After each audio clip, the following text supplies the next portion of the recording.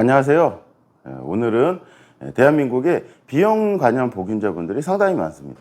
그런데 B형 간염 보균자이신 분들은 아시겠지만 보험 가입하는데 상당히 힘듭니다. 왜냐하면 B형 간염 보균자 같은 경우에는 뭐 약을 드시는 분들도 있고 약을 안 드시는 분들도 있고 그 다음에 정기적으로 검사를 하시는 분들이 있고 그냥 나는 B형 간염 보균자인지 알고 그냥 그 사실만 알고 병원에 안 다니시는 분들이 있습니다. 그렇기 때문에 오늘은 B형 간염 보균자분들이 보험 가입하는 방법에 대해서 알려드리도록 하겠습니다. B형 간염 보균자는 이렇게 활동성이 있고 비활동성이 있습니다. 보통 B형 간염 보균자분들 같은 경우에는 이항원 검사라는 걸 해서 본인이 활동성인지 비활동성인지 알 수 있는데요. 자, 활동성 같은 경우에는 약을 먹을 확률이 높으신 분들입니다. 약을 먹을 확률. 하지만 활동성이라 하더라도 무조건 약을 먹는다라는 건 없는 거고요. 약을 안 드시는 활동성이 있으신 분들도 있고, 그 다음에 비활동성 있으신 분들 같은 경우에는 약을 먹을 확률이 상당히 낮으신 분들입니다. 하지만 비활동성이라 하더라도 약을 드시는 분들이 상당히 많다는 거죠. 보통 B형 간염 보균자들이 먹는 약은 헵세라나 비리어드, 제픽스 뭐 이런 약들을 드시는데 이런 약을 드시게 되면 활동성인지 비활동성인지에 따라서 보험 가입이 딱 구분이 됩니다. 예를 들어서 내가 B형 간염 보균자인데 활동성으로 약을 계속 드시고 계십니다. 그러면 우리가 알고 있는 건강하신 분들이 가입하는 일반 상품 같은 경우에는 가입이 안 됩니다. 그렇기 때문에 활동성으로 예를 들어서 약을 드시는 분들은 유병자 전용 상품으로만 보험 가입을 하셔야 되는 거고요. 그 다음에 비활동성인데 약을 드시는 분들, 특이한 케이스죠.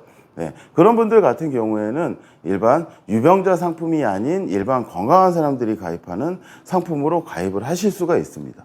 단 조건이 뭐냐면 B형 간염 보균자 같은 경우에는 약을 드시면서 정기적으로 검사를 하시죠.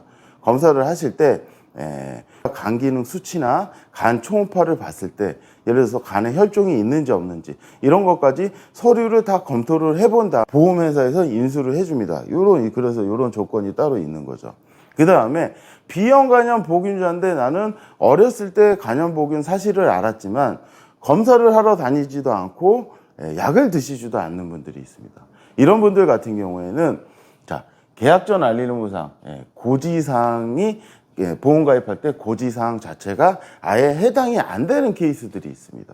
근데 뭐 보험 설계사한테 이렇게 얘기했더니 무조건 B형 간염 보균자는 약을 안 먹고 검사를 안 한다 하더라도 고지를 해야 된다. 이건 정말 잘못된 상식입니다. 이렇게 보험 가입을 하시면 간의 정기간 보장이 안 되는 부담보 조건으로 가입이 되시기 때문에 고객 입장에서는 보험 가입을 잘못하신 거나 마찬가지입니다. 이거는 생명보험사의 뭐 종신보험이든 건강보험이든 손해보험사도 마찬가지로 B형 간염 보균자는 고지사항을 정확하게 아신 다음에 보험 가입을 하셔야 되는 거지 고지사항이 아닌데 고지를 해서 간의 부담보가 잡히면 상당히 불리한 거잖아요.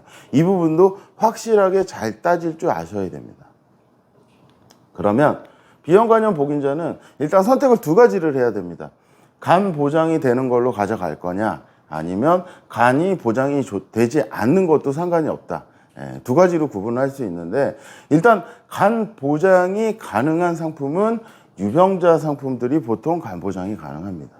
왜 그러냐면 B형 간염 보균자 같은 경우에는 가장 위험한 게 뭐냐면 간암입니다. 간암의 확률이 상당히 아무래도 높기 때문에 간 보장을 원하시는 분들은 이건 어쩔 수 없이 유병자 상품으로 가져가셔야 되는 거고 부보장 조건이라도 나는 상관이 없다.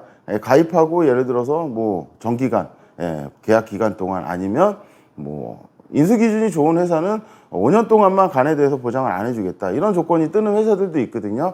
그렇게 가입을 하시게 되면 일반 건강한 사람들이 가입하는 보험으로 할증 인수가 가능하다라는 거죠. 다만 비용 자체는 당연히 유병자 상품보다 이게 조금 더 저렴하겠죠.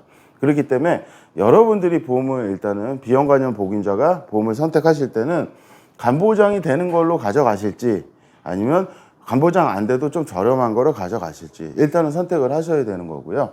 자, 비형 간염 보균자가 보험 가입할 때 가장 말이 많은 게 뭐냐면 조금 전에 말씀해 드렸던 고지사항에 대한 부분인 건데, 이 부분은 상담을 하실 때 정확하게 계약 전 알리는 사항은 대한민국에 있는 설계사는 다 똑같은 기준을 가지고 있는데 각자 알고 있는 상식이 다릅니다. 그렇기 때문에 확실하게 고지사항인지 아닌지를 따질 줄 아는 분한테 보험 가입을 하셔야 여러분들의 간이 보장이 될 수 있는데도 부담보가 잡히는 이런 불이익을 당하지 않는 조건으로 가입이 되시는 겁니다.